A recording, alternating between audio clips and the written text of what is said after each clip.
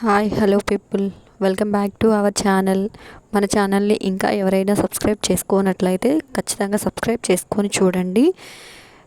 అంతకుముందు ఎవరైనా మన సిరీస్ని ఫస్ట్ నుంచి చూడనట్లయితే వాళ్ళు కూడా ఖచ్చితంగా ఫస్ట్ నుంచి ఈ సిరీస్ మీకు చూస్తేనే ఈ పార్ట్ అనేది మీకు అర్థమవుతుందండి.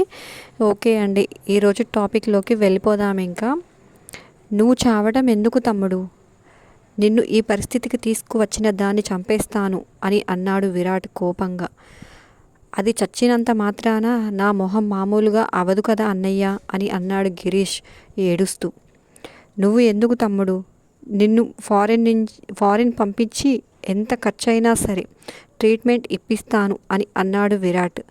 ఎంత ట్రీట్మెంట్ ఇప్పించినా మునుపటిలాగా అవ్వదు కదా అన్నయ్య. ఇంకా ఏ అమ్మాయి నా వైపు చూడదు అని అన్నాడు గిరీష్. అమ్మాయిలు అందం చూసి వెంటపడర్రా. పైసా, పవర్, స్టేటస్ ఎక్కడ ఉంటే వాళ్ళు అక్కడే ఉంటారు. అవన్నీ ఉంటే పల్లూడిపోయిన వాడినైనా చేసుకుంటారు. ఇంకా ఇదెంత అని తమ్ముడికి ధైర్యం చెప్పాడు విరాట్. తమ్ముడికి ధైర్యం చెప్పేటప్పుడు ఆ మాటలు వింటుంటే ఆడవాళ్ళంటే విరాట్కి ఉన్న చులకన భావం స్పష్టంగా అర్థమవుతుంది. అన్న మాటలకి కాస్త తేరుకొని, అన్నయ్య నువ్వు నాకు ట్రీట్మెంట్ ఇప్పించకపోయినా పర్వాలేదు, కానీ నాకు ఈ గతి పట్టించిన ఆ శక్తిని మాత్రం వదలకు అన్నయ్య అని అన్నాడు గిరీష్. విరాట్ తమ్ముడి తల మీద చెయ్యి వేసి నెమురుతూ, అస్సలు వదలను తమ్ముడు, నువ్వు నిశ్శంతంగా ఉండు అని అన్నాడు. అన్న మాటలు విన్నాక కళ్ళు మూసుకొని పడుకున్నాడు గిరీష్. విరాట్ డాక్టర్ వైపు చూసి జాగ్రత్తగా చూసుకోమని చెప్పి అక్కడి నుంచి వెళ్ళిపోయాడు. ఓయ్ రాక్షసి, లెగవ్వే, ఏంటే ఈ మొద్దు నిద్ర? ఇక్కడ పడి నిద్రపోవటానికి వచ్చావా అని శక్తిని బలవంతంగా లేపాడు శివ. శివ ఒళ్ళో తల పెట్టుకొని, కొంచెం సేపు పడుకోనివ్వు శివ, రాత్రంతా మాట్లాడుతూ పడుకోనివ్వకుండా చేశావు, ఇప్పుడు మాత్రం టైం చెప్తున్నావు అని అంది శక్తి కళ్ళు తెరవకుండానే. ఓయ్, నేను కూడా నీతో పాటే పడుకున్నాను కదే, అయినా లేచాను కదా అని అన్నాడు శివ. నీకు నిద్ర తక్కువ బాబు, అందరూ నీలాగే ఉండాలంటే ఎలా అని అంది శక్తి. శివ శక్తి తలలో చెయ్యి పెట్టి నెమురుతూ, అంతేకాని నీకు నిద్రమత్తు ఎక్కువని మాత్రం ఒప్పుకోగదే అంటూ శక్తిని గట్టిగా గుండెలకు హత్తుకొని బలవంతంగా లేపి వాష్రూమ్కి పంపించాడు. శక్తి నిద్రలో ఊగుతూనే వాష్రూమ్కి వెళ్ళి రెడీ అయి వచ్చింది. బ్రేక్ఫాస్ట్ చేసిన తర్వాత శివ శక్తిని వాటర్ ఫాల్స్ దగ్గరకు తీసుకువెళ్ళాడు. వావ్ శివ, ఎంత బాగుందో కదా అని అంది శక్తి సంతోషంగా చూస్తూ. శివ శక్తి వైపు చూసి, నీకు నచ్చిందా అని అడిగాడు. హా శివ, పోయినసారి వచ్చినప్పుడు ఇక్కడికి తీసుకురాలేదు కదా అని అడిగింది శక్తి. హా అవునే, అప్పుడు నిన్ను ఎక్కడికి తీసుకువెళ్ళినా మన ఫిజిక్స్ సార్ మిడిగుడ్లు వేసుకొని చూసేవాడు కదే అని అనగానే ఆ రోజులు శక్తి గుర్తు చేసుకొని నవ్వుతూ అవును శివ అని అంది. ఇప్పుడు నిన్ను ఎక్కడికి తీసుకువెళ్ళినా అడిగేవాళ్ళు లేరు కదా అంటూ శక్తిని వెనుక నుంచి గట్టిగా కౌగులించుకొని సెల్ఫీ తీసుకున్నాడు శివ. కాళ్ళు నొప్పులు వచ్చేదాకా తిరిగి తిరిగి హోటల్కి వెళ్ళారు శివ శక్తి. శక్తి మెల్లిగా మామూలుగా అయిపోయింది. రోజుకో ప్లేస్కి తిప్పుతూ శక్తికి కాలేజీలో జరిగిన విషయాలన్నీ మర్చిపోయేలా చేశాడు శివ. 4 రోజులు ఎప్పుడు అయిపోయాయో కూడా తెలియనే లేదు శివాకి, శక్తికి. రోజు ఎక్కడెక్కడా తిరిగేది. ప్రియాకి, రాధాకి వాట్సాప్లో ఫిక్స్ పెట్టి వీడియో కాల్స్ చేసి మాట్లాడేది శక్తి. 2 రోజుల నుంచి రాధ ఆన్లైన్లో ఉండకపోయేసరికి శక్తికి ఏదో అనుమానం వచ్చినా శివ ప్రేమలో మునిగిపోయి పెద్దగా పట్టించుకోలేదు. సాయంత్రం అంతా లేక్ దగ్గర బోటింగ్ చేసి చీకటి పడుతుండగా భోజనం చేసి హోటల్కి వెళ్ళారు శివ, శక్తి. శివ ఫోన్ రింగ్ అయ్యింది. ఫోన్ తీసుకుని నెంబర్ చూసి, హాయ్ బంగారం అన్నాడు శివ నవ్వుతూ.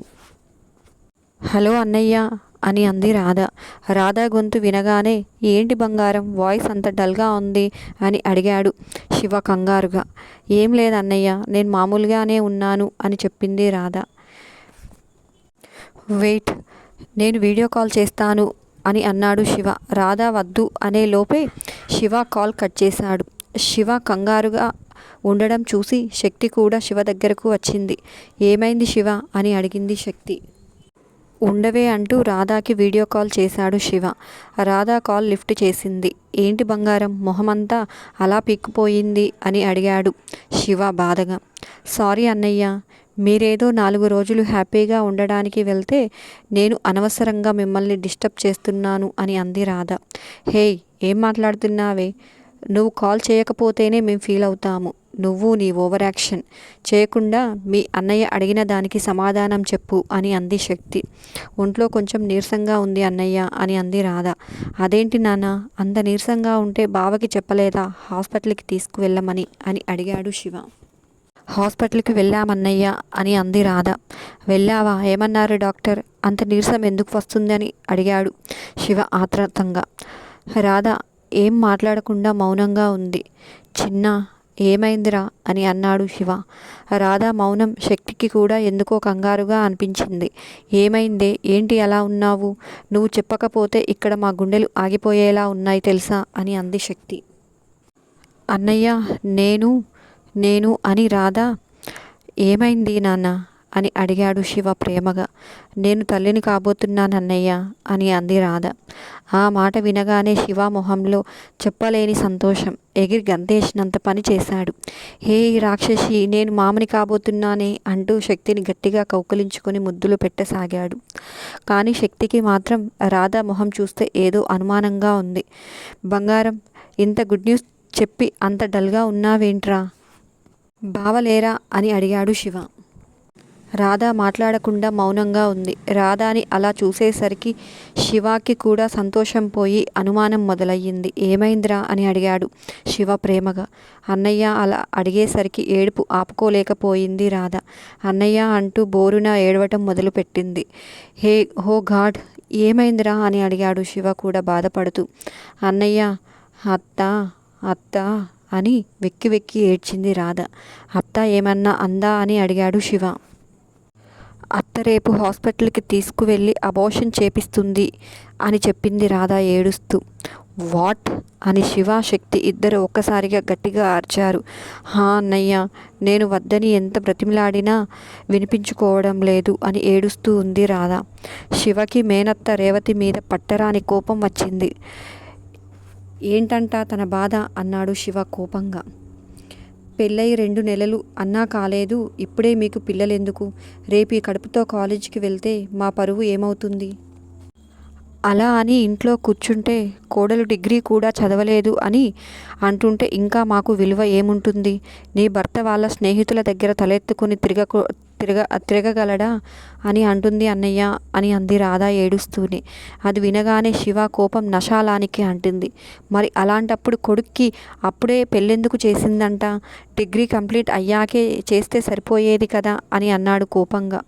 నువ్వు ఉండు శివ అని శివ దగ్గర ఫోన్ తీసుకుంది శక్తి. అప్పటికే శివకి కోపం ఎక్కువై కుదురుగా నిలబడకుండా వాటిని ఈటిని తంతున్నాడు. శక్తి ఒక పక్క శివాని గమనిస్తూనే ఇప్పుడు ఏమంటుందే అని అడిగింది. ఏమంటుంది?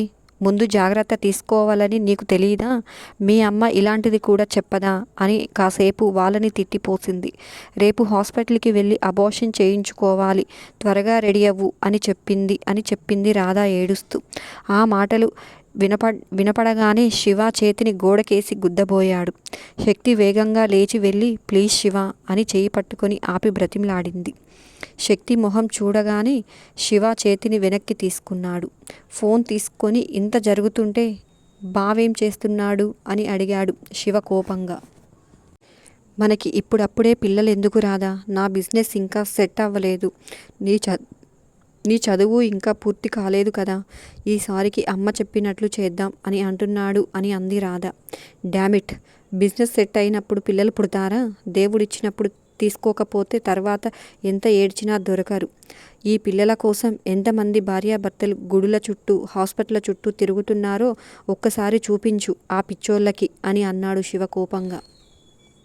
శివ, తను అసలే బాధలో ఉంటే నువ్వు ఇంకా ఆవేశపడి అలా అంటుంటే తన బాధ ఇంకా ఎక్కువ అవుతుంది అని అంది శక్తి. ఏయ్, నువ్వు నోరు మూసుకోవే, ఇది మా అన్నా చెల్లెళ్ళ మధ్య వ్యవహారం, మధ్యలో నువ్వు తల దూర్చకు అని అన్నాడు శివ కోపంగా. ఆ మాటలకి శక్తికి శివ మీద చాలా కోపం వచ్చింది. కానీ ఇప్పుడు సమయం కాదు అని మౌనంగా కూర్చుంది. అన్నయ్య, నాకు అబార్షన్ చేయించుకోవడం అస్సలు ఇష్టం లేదు, నాకు నా బిడ్డ కావాలన్నయ్య అని రాధ ఏడుస్తుంటే అది చూసిన శివ కూడా కళ్ళ వెంబట నీళ్లు పెట్టుకున్నాడు. అప్పటి వరకు శివ మీద కోపంగా ఉన్న శక్తికి శివాని అలా చూసేసరికి తనకి తెలియకుండానే కళ్ళల్లో నుంచి నీళ్లు వచ్చేశాయి. నువ్వు ఏడవకు బంగారం, బేబీకి ఏం కాదు. మీ అన్నయ్య ఉన్నాడు కదా, నేను చూసుకుంటాను అని ఈ విషయం నానికి పిన్ని వాళ్ళకి చెప్పావా అని అడిగాడు శివ. లేదన్నయ్య, ఇంట్లో ఎవరికి చెప్పొద్దని అత్త గట్టిగా వార్నింగ్ ఇచ్చింది. ఇప్పుడు నీకు చెప్పానని తెలిసినా నన్ను నానా మాటలు అంటుంది అని అంది రాధ ఏడుస్తూ. నువ్వు ఏడవకురా, నువ్వు ఏడుస్తుంటే నాకు కూడా ఏడుపు వస్తుంది. నేనుండగా నీకు ఏ కష్టం రానివ్వను నానా అని నేను ఈ విషయం నానికి చెప్తాను. నాని డాడీ అత్తకి బావకి నచ్చ చెప్తారు. నువ్వు చెప్పావని తెలిస్తే 4 రోజులు తిట్టి తర్వాత తనే మామూలుగా అయిపోతుంది అని అన్నాడు శివ. నా బాధ అత్త తిడుతుందని కాదు అన్నయ్య, నా బేబీ కోసం అట్లాంటి తిట్లు జీవితాంతం భరించడానికైనా నేను సిద్ధమే. కానీ అని ఆగి ఏడుస్తూ, బావకి బిడ్డ మీద ప్రేమ లేకపోతే తను పుట్టిన తర్వాత కూడా దగ్గరకు తీసుకొని ఆప్యాయంగా చూడకపోతే ఆ బాధని నా బిడ్డ జీవితాంతం భరించాలి కదా అన్నయ్య అని అంది రాధ. హే పిచ్చి, బావ ఇప్పుడు ఏదో టెన్షన్లో అలా అని ఉంటాడ్రా. నిజంగా బేబీ పుట్టాక ఏ తండ్రి అయినా ప్రేమగానే ఉంటాడు. అసలు అప్పుడు తనని వదిలిపెట్టి ఉండరు. నేను చెప్పానని కాదు, కానీ నువ్వు చూస్తూ ఉండు, అలాగే జరుగుతుంది అని రాధాకి ధైర్యం చెప్పి ఫోన్ కట్ చేశాడు శివ. వెంటనే నానికి కాల్ చేశాడు. ఫోన్ లిఫ్ట్ చేసిన శకుంతల, హా కన్నా, ఎలా ఉన్నారు, ఎప్పుడు వస్తున్నారు అని అడిగింది. రేపు బయలుదేరుతాం నాని అని అన్నాడు శివ. చెప్పు కన్నా అని అంది శకుంతల. ఇప్పుడు నేను చెప్పేది నిదానంగా వినండి, తర్వాత కూడా కోపం తెచ్చుకోకూడదు అని అన్నాడు శివ. శివ మాటలు వినగానే శకుంతల మనసు పరిపరి విధాలుగా ఆలోచించడం మొదలుపెట్టింది. ఏంటి కన్నా, ముందు విషయం చెప్పు అని అంది శకుంతల. నాని, మన రాధ అమ్మ కాబోతుంది, నేను మామయ్యని కాబోతున్నాను అని అన్నాడు శివ. ఆ మాట వినగానే ఉయ్యాల బల్ల మీద నుంచి ఒక్కసారిగా దిగి, నిజమా కన్నా అని సంతోషంగా అడిగి, ఒసేయ్ సునంద, గిరిజ ఎక్కడ చచ్చారే అని పెద్దగా గావు కేకలు పెట్టి ఫోన్ చెవి దగ్గర నుంచి తీసేసి వాళ్ళు వచ్చే వరకు కూడా ఆగకుండా హడావిడిగా బయటకు వెళ్ళింది. నాని, నేను చెప్పేది పూర్తిగా విను అని శివ అక్కడే గొంతు చించుకొని ఫోన్ దూరంగా ఉండడంతో శకుంతలకు వినిపించలేదు. శివ చేత్తో తల కొట్టుకొని, ఈ నాని కూడా ఈ మధ్య చిన్నపిల్లలాగా అయిపోయింది. ఏదీ పూర్తిగా వినిపించుకోవడం లేదు. 6 నెలలు సావాసం చేస్తే వాళ్ళు వీళ్ళవుతారు అంటే ఏంటో అనుకున్నాను, ఇదే అన్నమాట అంటూ శక్తి వైపు చూశాడు. ఆ మాటలకి బట్టలు మడత పెడుతుందల్లా విసిరి కొట్టింది శక్తి. ఒసేయ్ రాక్షసి అని అరిచాడు శివ. పోరా అని అంది శక్తి. ఒళ్ళు ఎలా ఉందే, నేనొస్తే చస్తావు నా చేతిలో అన్నాడు శివ. అబచా, భయమేస్తుంది మరి. నన్ను తర్వాత చంపుదువు, కానీ అమ్మమ్మకి ముందు అసలు విషయం చెప్పు, లేకపోతే ఈ విషయం ఇప్పుడే ఊరంతా తెలిసేలా చేస్తుంది అని చెప్పింది శక్తి. శక్తి అన్నదని కాదు, కానీ నిజంగా నానికి ఏమొచ్చినా పట్టుకోలేము, అది కోపమైనా అంతే, ప్రేమైనా అంతే అనుకుంటూ నాని నాని అని ఫోన్లో అరిచాడు శివ. అత్తయ్య అరుపులు విని బయట కూర్చున్న వాళ్ళల్లా కంగారుగా వచ్చి, ఏమైంది అత్తయ్య అని అడిగారు. రామకృష్ణ, మురళీలు కూడా కంగారుగా, అమ్మా ఏమైంది అని అడిగారు. మన రాధ తల్లి కాబోతుంది అంటే అని చెప్పి, పెదబాబు నువ్వు తాతయ్యవి అయిపోయావు నానా అని మురళీ దగ్గరకు వెళ్ళి, చిన్న, మన రాధ అమ్మ కాబోతుందిరా అనగానే మురళి ప్రేమగా తల్లిని కౌగిలించుకున్నాడు. గిరిజాకి అయితే సంతోషంతో పిచ్చి పట్టేలా ఉంది. అక్క అంటూ ఆప్యాయంగా సునందని కౌగిలించుకుంది. రామకృష్ణ తమ్ముణ్ణి కౌగిలించుకొని, తమ్ముడు మనం తాతయ్యలం అయిపోతున్నాము అని సంబరపడిపోయారు. ఇంతలో సునంద కిచెన్లోకి వెళ్ళి లడ్డు తెచ్చి అందరి నోరు తీపి చేసింది. ఎంతసేపటికి నాని పట్టించుకోకపోవటంతో శివ కాల్ కట్ చేసి రామకృష్ణకి ఫోన్ చేశాడు. లడ్డు నోట్లో పెట్టుకునే వాడల్లా శివ ఫోన్ చూసి లిఫ్ట్ చేసి, హలో నాన్న, నీకు ఈ శుభవార్త తెలిసిందా అని అన్నాడు సంతోషంగా. హా డాడీ, నానికి ఫోన్ చేసింది నేనే అని అన్నాడు శివ. అవునా, అయితే అన్నా చెల్లెళ్ళు ముందే మాట్లాడేసుకున్నారన్నమాట అని అన్నాడు నవ్వుతూ లడ్డు నోట్లో పెట్టుకుంటూ. డాడీ, నేను చెప్పింది వినండి, అత్త చెల్లికి అబార్షన్ చేపిస్తుందంట అనగానే రామకృష్ణ చేతిలోని లడ్డు జారి కింద పడిపోయింది. ఏంటి నాన్న నువ్వు చెప్పింది అని అన్నాడు రామకృష్ణ బాధగా. అప్పటి వరకు ఎంతో సంతోషంగా ఉన్న వాళ్ళందరూ ఆగి రామకృష్ణ వైపు చూశారు. నెక్స్ట్ పార్ట్లో ఏం జరిగిందో తెలుసుకోవాలని ఆశగా ఉందా? అయితే నెక్స్ట్ పార్ట్ కోసం వెయిట్ చేస్తూనే ఉండండి. త్వరగానే డైలీ 1 అప్లోడ్ చేయడానికి నేను ప్రయత్నిస్తూనే ఉంటాను. మీరు కొంచెం నాకు సపోర్ట్ చేయండి. ఖచ్చితంగా సబ్స్క్రైబ్ చేయండి. లైక్ చేయడం మాత్రం అస్సలు మర్చిపోకండి. దాంతోపాటు చిన్న లైక్ చేయడం మర్చిపోకండి. మీరు ఏ ఊరు నుంచి చూస్తున్నారు, మీకు ఈ స్టోరీ ఎలా ఉంది, ఎలా అనిపిస్తుంది కూడా కొంచెం చెప్పండి. అలా చెప్తుంటేనే నాకు ఇంకొంచెం ఎంకరేజ్మెంట్గా అనిపించి వీడియోస్ తీయడానికి నాకు కొంచెం ఇంట్రెస్ట్ అనేది వస్తుందండి. ప్లీజ్ దయచేసి కామెంట్ చేయడం, లైక్ చేయడం మాత్రం అస్సలు మర్చిపోకండి. ఉంటాను. Bye bye.